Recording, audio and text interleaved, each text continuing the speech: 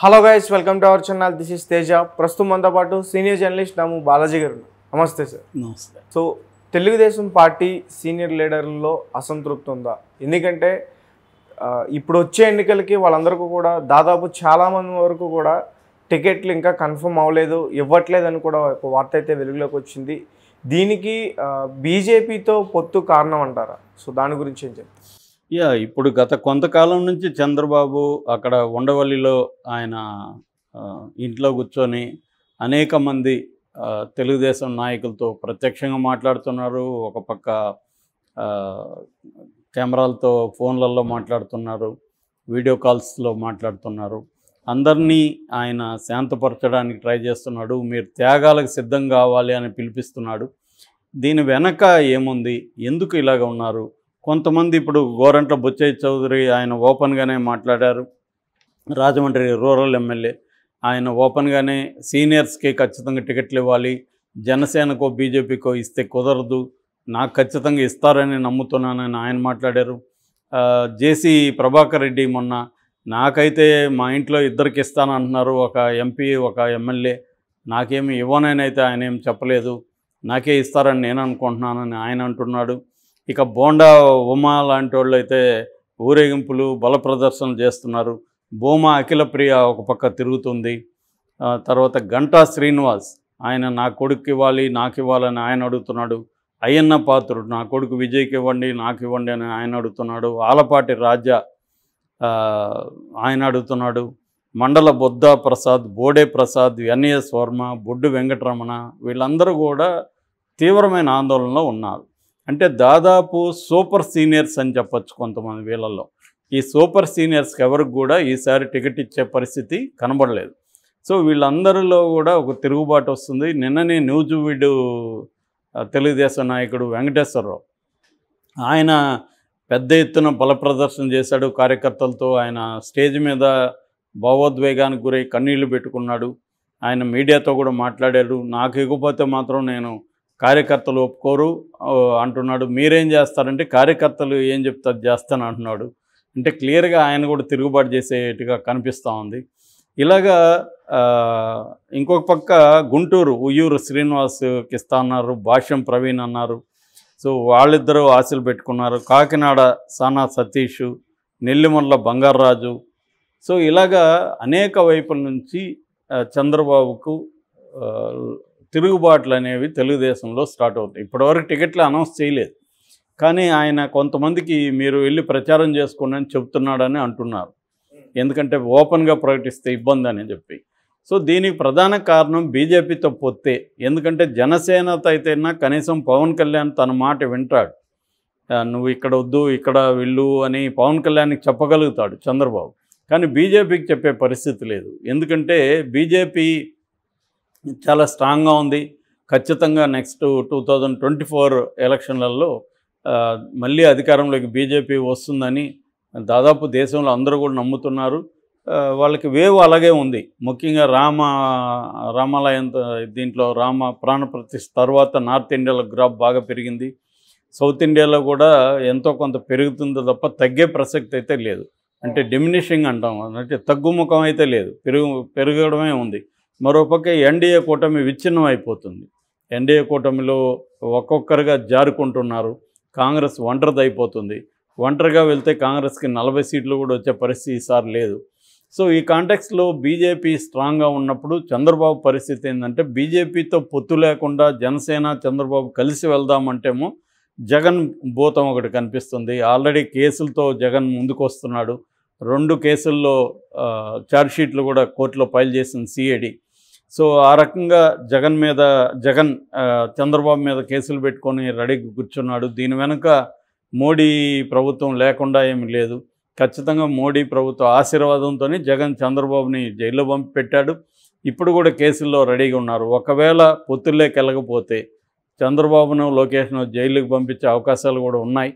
ఎందుకంటే సింపతి కంటే కూడా బయట లేకపోతే చంద్రబాబు ఆర్గనైజ్ చేయలేరు దీన్నంతా. లోకేష్కి వ్యతిరేకత పెద్ద ఎత్తున వచ్చేస్తుంది. ఎందుకంటే ఆల్రెడీ జనసేన చంద్రబాబు పొత్తుల్లోనే అనేక గందరగోళాలు ఉన్నాయి కాబట్టి దీనంతా ఆర్గనైజ్ చేయాలంటే చంద్రబాబు మాట అయితే వింటారు సీనియర్స్. కానీ లోకేష్ చెప్తే వినకపోవచ్చు. కాబట్టి చంద్రబాబు గారిని కానీ జైల్లో పెట్టేస్తే తెలుగుదేశాన్ని నిర్వీర్యం చేయొచ్చు అన్న ఒక ఆలోచన బీజేపీలో కూడా ఉంది. కాబట్టి చంద్రబాబు ఏం ఆలోచిస్తున్నాడంటే మనం కొంత తగ్గి వాళ్ళకి పార్లమెంట్ సీట్లు ఎక్కువ ఇచ్చేద్దాం, పార్లమెంటు పోతే పోయింది, మనకు పార్లమెంట్ ఇంపార్టెంట్ కాదు, ఆంధ్రప్రదేశ్లో అధికారం ఇంపార్టెంటు, కాబట్టి వాళ్ళు పార్లమెంట్ ఎక్కువ అడుగుతున్నారు, ఇచ్చేద్దాము అని కాంప్రమైజ్ అవుతున్నారు. సో ఈ కాంటెక్స్లో పార్లమెంటే కాదు, బీజేపీ ఈసారి ఆంధ్రప్రదేశ్ అసెంబ్లీలో కూడా ఎక్కువ సీట్లు తెచ్చుకోవాలని ట్రై చేస్తుంది. అవసరమైతే రేపు పొద్దున తమ మద్దతుతోనే చంద్రబాబు అధికారాన్ని కైవసం చేసుకునే విధంగా బీజేపీ ప్లాన్ చేస్తుంది. ఆల్రెడీ విష్ణువర్ధన్ రెడ్డి బీజేపీ రాష్ట్ర ఉపాధ్యక్షుడు, జాతీయ నాయకుడు, ఆయన క్లియర్గా పదే కుండలు బద్దలు కొట్టినట్టుగా ఆయన ఏం చెప్తున్నాడు, బీజేపీ నుంచే ముఖ్యమంత్రి అవ్వాలి పొత్తులు పెట్టుకుంటే అని ఆయన చెప్తున్నాడు. ఇది ఎందుకు చెప్తున్నాడు, ఒక రకంగా బ్లాక్మెయిల్ చేస్తున్నారు. ఇప్పుడు ఈవెన్ మన ఆంధ్రజ్యోతిలో రాధాకృష్ణ కూడా బీజేపీ బ్లాక్మెయిల్ చేస్తుందని ఎడిటోరియల్ రాశాడు. ఈరోజు కూడా కొత్త పలుకు రాశాడు. కొత్త పలుకులో బీజేపీతో ఎలా జగన్ కానీ ఇటు కేసీఆర్ కానీ ట్రై చేస్తున్నారు అనేది ఆయన రాసుకుంటూ వచ్చాడు. చంద్రబాబు మాట మాత్రం ఎక్కడ తీయలేదు ఆయన. అంటే క్లియర్గా బీజేపీతో చంద్రబాబు పొత్తు ఖరారైనట్టుగానే ఈరోజు కొత్త పలుకులో కూడా మనకు అర్థమవుతుంది. అయితే ఈ పొత్తు అనేది అట్ వాట్ కాస్ట్, అంటే చంద్రబాబు ఏ మూల్యం చెల్లించాలి దీనికి. అంటే ఇప్పుడు ఒక రూమర్ అయితే ఏమొస్తుందంటే 75 సీట్లు బీజేపీ జనసేన కలిసి అడుగుతున్నాయి, 10 ఎంపీ సీట్లు అడుగుతున్నాయి అనేది ఒక రూమర్ వస్తుంది. 75 కాకపోయినా కనీసం ఒక 50 సీట్లన్నా ఇద్దరు కలిసి ఇవ్వాల్సిన పరిస్థితి అయితే ఏర్పడే అవకాశం ఉంది. 50 పోతే ఇంకా 125 మాత్రమే చంద్రబాబుకు ఉంటాయి. సో దీంట్లో తెలుగుదేశంలో నాయకులు అందరినీ అకామిడేట్ చేసే పరిస్థితి చంద్రబాబుకి లేదు. అందువల్ల ఖచ్చితంగా తిరుగుబాట్లు అనేవి జరుగుతాయి, రెబల్స్ అనేవాళ్ళు వస్తారు. రెండోది కొన్ని చోట్ల వైసీపీ నుంచి వచ్చిన వాళ్ళకి కూడా అకామిడేట్ చేయాల్సి ఉంటుంది చంద్రబాబు. నేను వైసీపీ నుంచి వచ్చే వాళ్ళని తీసుకోనని ఆయన ప్రకటించాడు, కానీ కొన్ని ఏరియాల్లో వైసీపీ నుంచి రెబల్స్ వచ్చినప్పుడు వాళ్ళే గెలుస్తారనుకున్నప్పుడు వాళ్ళకి ఇవ్వాల్సి ఉంటుంది. ఇప్పుడు ఆయన యార్లగడ్డ వెంకటరావు ఉన్నాడు వంశీకి పోటీగా, సో ఆయనకి టికెట్ ఆల్రెడీ ఇచ్చేశారుగా. అట్లాగే ఉండవల్లి శ్రీదేవి ఉంది, మేకపాటి చంద్రశేఖర్ రెడ్డి ఉన్నాడు, కోటమిరెడ్డి శ్రీధర్ రెడ్డి ఉన్నాడు. ఇలాంటి వాళ్ళకి అందరికీ ఆల్రెడీ హామీలు ఇచ్చారు. ఇప్పుడు కొలను పార్థసారథి ఉన్నాడు నూజివీడులో, ఆయనకి ఇవ్వబోతున్నారు. అందుకే నూజివీడులో వ్యతిరేకత వస్తుంది. ఇలాగ వైసీపీ నుంచి కనీసం ఒక 10 మంది కన్నా ఎంపీలు ఎమ్మెల్యేలు కలిపి ఇవ్వాల్సిన పరిస్థితి ఉంటుంది.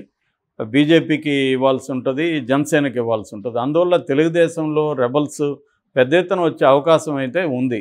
ఆల్రెడీ వైసీపీలో పెద్ద ఎత్తున రెబల్స్ వస్తున్నారు. ఆల్రెడీ వైసీపీలో 30 మందికి పైన ఆయన సిట్టింగ్స్ని పక్కన పెట్టేశాడు. దానివల్ల అక్కడ కూడా రెబల్స్గా మారే అవకాశం ఉంది. సో కాకపోతే ఏంటంటే ఇప్పుడు ఒక విచిత్రమైన వాతావరణం. ఇంతకుముందు ఒక పార్టీలో రెబల్స్ ఇంకొక పార్టీలోకి వచ్చేవాళ్ళు, ఇవాళ అది కష్టమైపోతుంది. ఒక పార్టీ నుంచి ఇంకో పార్టీకి కూడా వెళ్ళదని ఆల్రెడీ ఆ పార్టీలో కూడా రెబల్స్ ఉన్నారు. సో ఇది ఒక డిఫికల్ట్ సిచ్యువేషన్గా మనం చెప్పుకోవచ్చు అన్ని పార్టీల్లో. అది ఓన్లీ చంద్రబాబుకే పరిమితం కాదు. ఇప్పుడు టాపిక్ చంద్రబాబు కాబట్టి నేను అది చెప్తున్నాను. ఇంతకుముందు కూడా వైసీపీలో రెబల్స్ మీద కూడా నేను మాట్లాడాను. సో అన్ని పార్టీల్లో ఉంది. ఈవెన్ జనసేనకు కూడా ఇదే ప్రాబ్లం. జనసేనలో ఎప్పటి నుంచో జెండా మోసిన వాళ్ళ పరిస్థితి ఏంటి, కొత్తగా జనసేనలోకి చేరిన వాళ్ళకే ఇంపార్టెన్స్ ఇస్తున్నారు. ఫర్ ఎగ్జాంపుల్ విశాఖ శివశంకర్ అక్కడ జనసేనలో ఎప్పటి నుంచో ఆయన పనిచేసుకుంటుంటే ఇప్పుడు వచ్చి వంశీకృష్ణ యాదవ్ మన ఎమ్మెల్సీ, వైసీపీ ఎమ్మెల్సీ, ఆయన వచ్చి జనసేనలో చేరినాడు. ఇప్పుడు ఆయనకి ఇంపార్టెన్స్ ఇస్తున్నారు. మన వైపు టీడీపీ నుంచి వైసీపీలోకి, వైసీపీ నుంచి జనసేనలోకి వెళ్ళిన పంచకర్ల రమేష్కి ఇంపార్టెన్స్ ఇస్తున్నారు. దాంతో శివశంకర్ గొడవ చేసే అవకాశాలు ఉన్నాయి. ఇట్లా ప్రతి చోట కూడా జనసేన వాళ్ళల్లో కూడా ఇబ్బందులు ఉన్నాయి. విజయవాడ వెస్ట్లో అదే పరిస్థితి. సో ఇలాగా జనసేనలోనూ రెబల్స్ ఇంకా తయారవుతారు, తెలుగుదేశంలో రెబల్స్ సంఖ్య బాగా పెరుగుతుంది. ఈ తిరుగుబాట్లని ఎలా చంద్రబాబు డీల్ చేస్తాడనేది చాలా ఆయనకి పెద్ద ఛాలెంజ్గానే మనం చెప్పచ్చు.